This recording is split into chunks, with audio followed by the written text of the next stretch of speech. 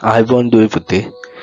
අද අපි සාකච්ඡා කරන්න බලාපොරොත්තු වෙන්නේ දේශපාලන විද්‍යාව උසස් පෙළ විෂය නිර්දේශයේ පළවෙනි පාඩම වන දේශපාලන විද්‍යාවේ ස්වභාවය, දේශපාලන අධ්‍යයනය සහ ප්‍රවේශ කියන පාඩමේ පළවෙනි මාතෘකාව වන දේශපාලන විද්‍යාවේ ස්වභාවය කියන මාතෘකාව පිළිබඳ.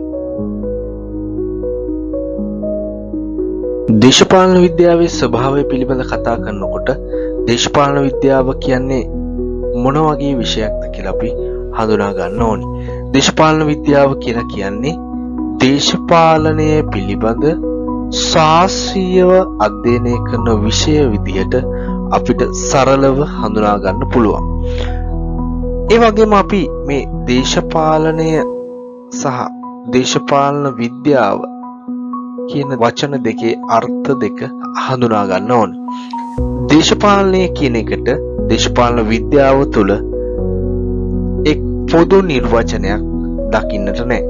දේශපාලනය කියන එක විවිධ අර්ථකථන වලින් විවිධ දේශපාලන විද්‍යාඥයෝ දාර්ශනිකයෝ හඳුන්වනවා. ඒ අනුව බලනකොට දේශපාලනය කියලා කියන්නේ රාජ්‍ය පාලනය, ආණ්ඩු කිරීම, බල අරගලය, ගැටුම් නිරාකරණය, සමාජ භාවිතයක් කියන එක වගේ ගොඩක් අර්ථ මේ දේශපාලනය කියන එකේ තියෙනවා.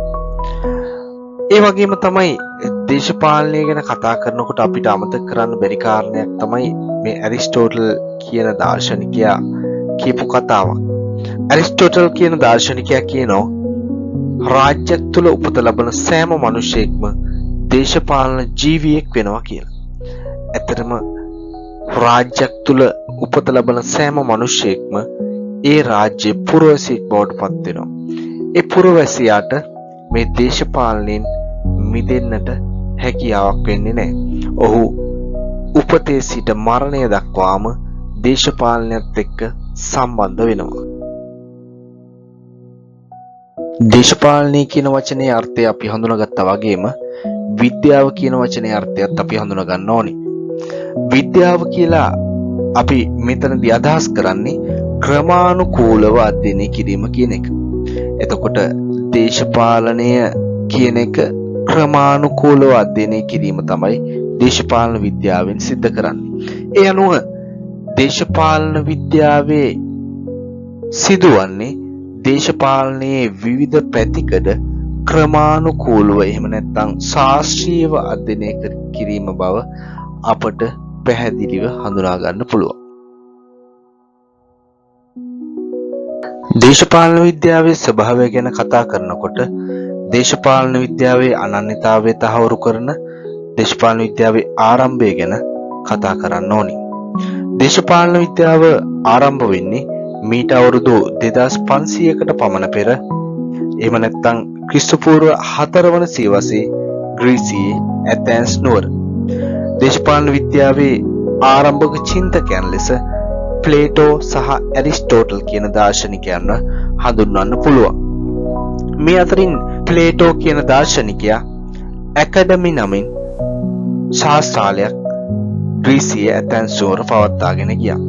ඒ වගේම ඔහු ලියූ කෘති අතරින් දේශපාලන විද්‍යාවට වැදගත් මෙහෙයක් ඉටු කරපු කෘතියක් විදිහට සමෝහාණ්ඩුව කෘතිය හඳුන්වන්න පුළුවන්. මොහු විසින් දේශපාලන විද්‍යාවට කළ සේවය නිසා මොහු දේශපාලන විද්‍යාවේ ප්‍රථම විඥානවාදී දාර්ශනිකයා ලෙස හැඳින්වුවා. ඒ වගේම ඇරිස්ටෝටල් දාර්ශනිකයා විසින් ලයිසියම් නැමැති ශාස්ත්‍රාලය පවත්වාගෙන ගියා. ඒ වගේම ඔහු විසින් දේශපාලනය නැමැති කෘතිය රචනා කළා.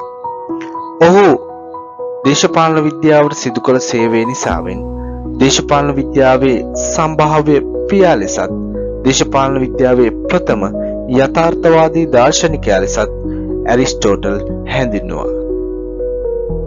අපි ඉහත කතා කළා ප්ලේටෝ සහ ඇරිස්ටෝටල් කියන දාර්ශනිකයෝ විසින් ග්‍රීසියේ ඇතැන්ස් නුවර ශාස්ත්‍රාල පවත්වාගෙන ගියා කියලා.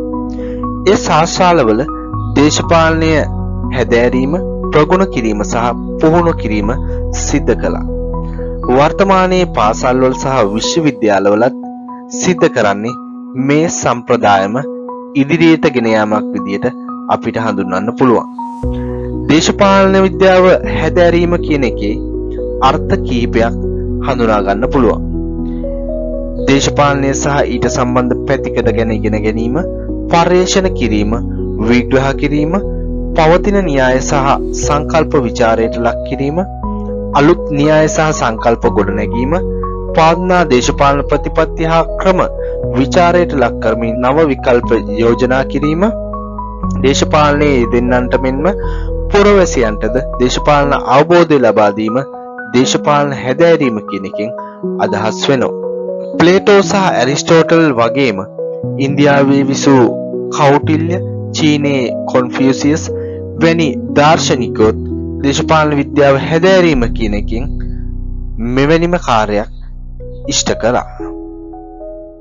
දේශපාලන විද්‍යාව හඳුනා ගැනීමේදී වැදගත් වන මූලික කාරණා කිහිපයක් තියෙනවා. පළවෙනි කාරණාව තමයි දේශපාලන විද්‍යාව යනු පැරණිතම ශාස්ත්‍රීය ශික්ෂණයක් කියන එක.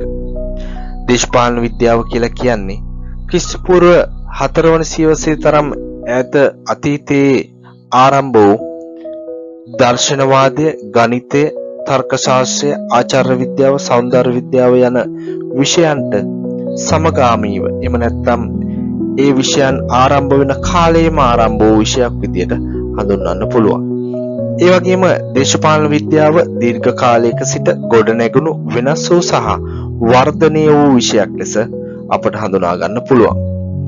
ආදිකාලීන ග්‍රීක යුගයෙන් ආරම්භ වෙලා රෝම මධ්‍යතන යුග පසු කරමින් නූතන යුගය දක්වා මේ දේශපාලන විද්‍යාව දීර්ඝ කාලයක් තුල ගොඩනැගුණු වෙනස් වූ සහ වර්ධනය වූ විෂයක් විදියට හඳුනා ගන්න පුළුවන්.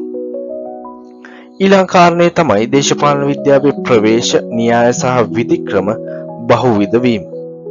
මේ දේශපාලන විද්‍යාවේ පහළ වූ විවිධ ගුරුකුල සම්ප්‍රදායන්ට අයත් දේශපාලන දාර්ශනිකයන්, දේශපාලන විද්‍යාඥයන් විසින් ඉදිරිපත් කරන ලද විවිධ ප්‍රවේශ, විවිධ න්‍යාය සහ විවිධ විධික්‍රම අතින් මේ දේශපාලන විද්‍යාව පෝෂණය වෙලා තියෙනවා. මෙන්න මේ විවිධත්වය මේ දේශපාලන විද්‍යාව හැදෑරීමේ එක් ආකර්ෂණයක් බවට පත් වෙලා තියෙනවා.